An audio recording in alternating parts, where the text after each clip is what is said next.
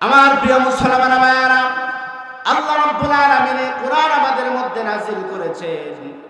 যে সূরাটা প্রথমে এনেছেন আল্লাহ রাব্বুল আলামিন বলেন, যালিকাল কিতাবু লা রাইবা ফীহি হুদাল লিল মুত্তাকিন। জোরে বলেন আল্লাহু আকবার। আল্লাহ রাব্বুল আলামিন বলেন, যালিকাল কিতাব লা রাইবা ফীহি লা শাক্কা ফী। এই কিতাবের মধ্যে কোনো ভুল নাই, কোনো সন্দেহ নাই। কোন ব্যক্তি যদি নিজের জীবন পরিবর্তন করতে চায়, হেদায়েতের সঠিক রাস্তায় ঢুকতে চায়, হেদায়েতের পথে পরিপূর্ণভাবে ঢুকতে চায়, হুদাল লিল মুত্তাকিন, আমি আল্লাহ এই কোরআনের মধ্যে হেদায়েত রেখে দিয়েছি। এই কোরআন যেখানে হেদায়েত নাই, আমার প্রিয় মুসলমান ভাইয়েরা, আজকে অনেক সময় হেদায়েতের জন্য আমরা দরগায় মাজারে মাজারে দৌড়াই, কথা বলেন ঠিক কিনা? আমার প্রিয় মুসলমান ভাইয়েরা, এই কোরআন যেখানে মুসলিম থাকবে সেখানে, কারণ এই কোরআনে একজন মানুষকে সঠিক পথের দিশা দিতে পারে, কথা বলেন ঠিক কিনা?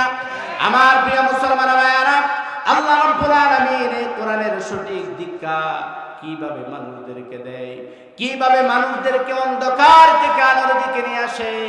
আল্লাহ রাব্বুল আলামিন বলেন, আল্লাহু ওয়ালিয়ুল্লাযীনা আমানু ইউখরিজুহুম মিনাজ যুলুমাতি ইলান নূর। জোরে বলেন আল্লাহু আকবার। আল্লাহ রাব্বুল আলামিন বলেন, যারা আমার প্রতি ঈমান আনে, যারা আমার প্রতি বিশ্বাস রাখে, আমি আল্লাহ রাব্বুল আলামিন তাদেরকে অন্ধকার থেকে আলোর দিকে নিয়ে আসি। যে ব্যক্তিটা নিজের জীবনটাকে নষ্ট পথে পরিচালনা করে জীবনটাকে ধ্বংস করে ফেলেছে, নষ্ট করে ফেলেছে, আমি আল্লাহ রাব্বুল আলামিন তার জীবনটাকে সুন্দর করে দেই। এই কোরআনের বদৌলতে আমি তার জীবনটাকে আরো উন্নত মানের করে দেই। জোরে বলেন সুবহানাল্লাহ। আমার প্রিয় মুসলমান ভাইয়েরা, মানুষের জীবন সুন্দর হয়, মানুষের জীবন পরিবর্তন হয় কোরআন অনুযায়ী জীবন পরিচালনা করলে। মন গড়া জীবন পরিচালনা করলে মানুষের জীবন কখনো সুন্দর হতে পারে? আগের যুগে অনেক চুর ছিল, কিন্তু তাদেরও একটা ধর্ম ছিল। অনেক চুর ছিল, অনেক খারাপ মানুষ ছিল, লেখাপড়ার দিকে তারা তেমন উন্নত ছিল না, কিন্তু ইমানটা ছিল খুব টাটকা, কথা বলেন ঠিক কিনা? আজ অনেক মুফতি, অনেক মুহাদ্দিসের ইমান যে পর্যায়ে আছে, আগের যুগের একদম সাধারণ পাঠশালা মৌলবীর ইমান তার চাইতেও বেশি ছিল, কথা বলেন ঠিক কিনা?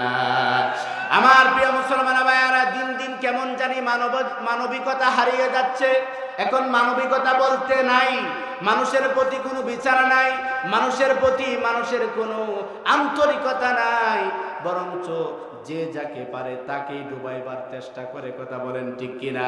কিভাবে মানুষদেরকে ক্ষতি করা যায়, কিভাবে মানুষদেরকে নস্যাৎ করা যায়, ধ্বংস করা যায়, সকাল সন্ধ্যা ঘুমায়া সজাগ থেকে এইগুলাই পরিকল্পনা করে, কথা বলেন ঠিক কিনা?